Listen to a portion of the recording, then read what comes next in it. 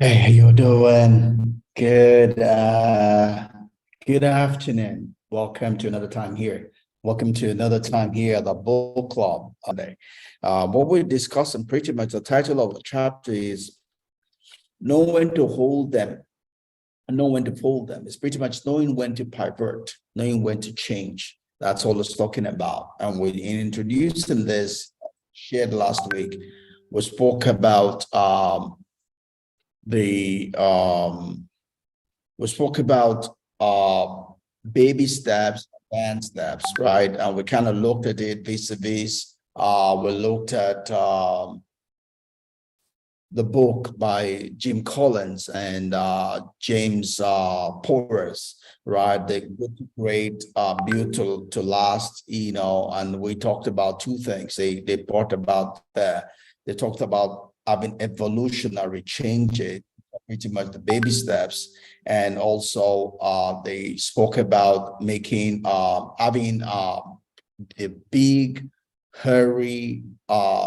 audacious goals, right? So those ones are like the big steps, right? So both of them are important, right? And they have their place in our lives and also in our organizations, right? To be able to make them go from a good to great and to be built to last, right? I mean, those two books and those two titles really carry weight in themselves, right? In our lives, we're supposed to grow our lives or our business to from being good to being great, leaving a legacy, right, in that which we're doing. Same thing applies to our life, right? We'll build them to being great and we'll build them to last. It's not a matter of building them to be great and be great for 1 day, 2 days, 1 month, 1 year, but that they can go the distance, right? So those are all the different things we're sharing as we'll learn from Jim Collins, James Porras, and pretty much taking everything coming from Bethany Frankel's book. So you see us mentioning different things from different places, but it's all in that process, right? I mean, the whole book, like we said, is about succeeding without losing yourself. And we'll see also Ariana Hopton also kind of talks in that wise. So we're trying to decide on the next book we're going to do on the book club. But Ariana's book, Thrive, pretty much stays even in that line, whereby you're not lost in your success. That's the whole thing about our book here, Thrive. Right? Probably going to be our next book, but then I saw another book this week. I just placed an order on.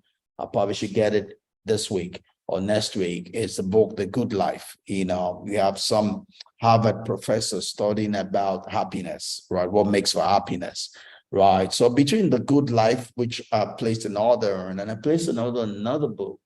Which book was that? I can't remember now. But between The Good Life, Thrive, and all these other books that come along, we'll say the one that fits the billing. That will be the next book after we're done here with Bethany Frankel's book. We're all just about making it in life, right? We're trying to make our lives great, right? And great to last, right? Built great to last, right? Having the best that God has offered for us in this life. That's all the reason we're doing this, right? We're here just to do life together and get better in the process of life. That's all we're doing. All right, I'm going to go ahead and bring up a slide here. Enough of my introduction.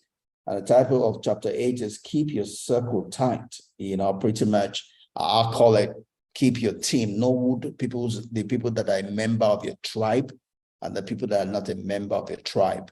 Know the people that are a member of your team and the people that are not a member of your team. Know who you can call on in the days of trouble or when you have a need, and those you cannot rely on or you shouldn't call on. That will help you. So a quick run through what we did last week. We pretty much introduced the chapter last week, and we spoke about the need, to know when, to make changes, right? And coming from chapter 5, when we said we needed to, take 5 steps ahead, we needed to be able to look at the whole picture. We needed to be strategic, in our thinking. as we see, as the things we'll see when we're strategic, we're seeing the whole picture, will tell us what to do, the kind of changes, this kind of adaptation we need to take, to be able to be ready for the future that we're going into, right? I mean, there's nothing wrong with change. Change is great, but change, the pain of change is when you are not ready for it. When it hits you suddenly, that's when the pain of change might be negative for you. But if you can prepare yourself for the change you're expecting, then you're ahead of the ball game, right? Same thing happens, it doesn't matter what the feature is, for as long as you're ready for it, then it doesn't give you a shock effect, right?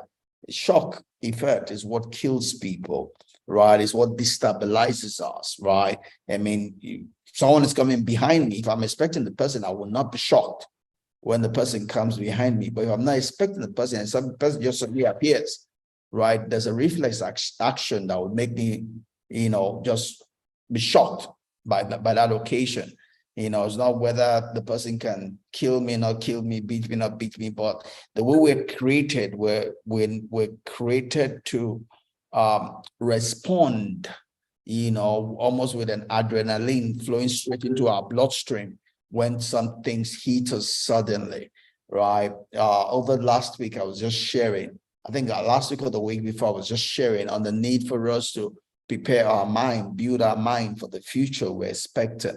Because when some things hit us that we're not expecting, that's what leads to depression, that's what leads to anxiety, issues, mental illness, because things hit us suddenly, destabilizes us, and we're not able to get a hold of ourselves, so, but it helps us if we can get prepared for it.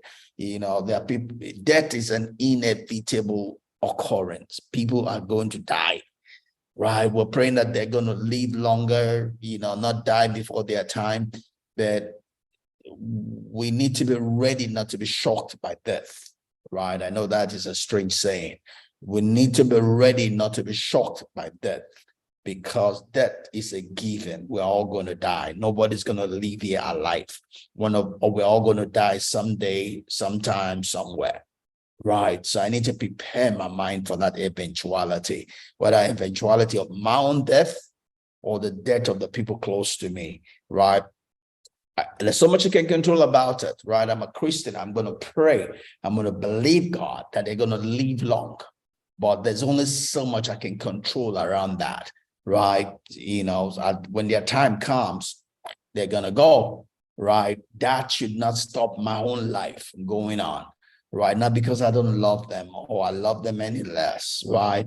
But it is an eventuality of life, right? There's no use struggling with something that's been ordained, all right? Except if I don't have time to do all the things, right? Because if it's something that's been ordained, right, it's going to happen.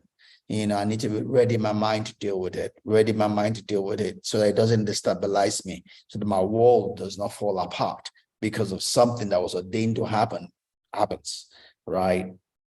We'll talk more about that as we go along. Anyway, but the key thing is, staying 5 steps ahead. You see the things you need to adjust and prepare for, right? Keyword in this slide is poverty requires timing is everything when it comes to poverty, right? Being able, like I said, being able to catch it on time, and be prepared for it before it occurs, taking away the shock effect, that helps a lot. It helps you win in the game when you come prepared, right? We also spoke about the examples of poverty, and we brought out some examples from our own business, my own business, so talking about places where changes take place and all of